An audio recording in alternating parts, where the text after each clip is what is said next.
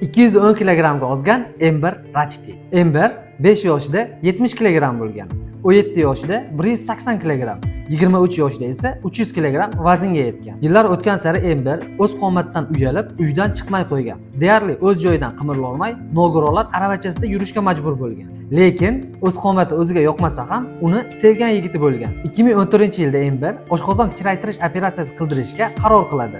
Operatsiyadan keyin oshqozoni kichrayib, Emberning vazni 1 yil mobaynida 180 kilogrammga tushadi. Keyin 2020-yilda dietolog, psixoterapevt bilan birgalikda Emberning vazni 90 kilogrammga tushadi. Lekin Emberning ozgani sevgilisiga yoqmay, sen semiz holatingda ham menga yoqar eding deb Emberni tashlab ketadi. 2021-yildan beri hozirgi vaqtgacha Ember o'z vaznini nazorat qilib kelyapti. Agar siz ham vazningiz sabab harakatlanishdan qiynalayotgan bo'lsangiz, dietalar samara bermayotgan bo'lsa, o'zingizni insonlar orasida cheklanib qolayotgandek his qilayotgan bo'lsangiz va ortiqcha vazndan qutulmoqchimisiz, biz sizga yordam beramiz. Hoziroq biz bilan bog'lanib, bepul konsultatsiya oling.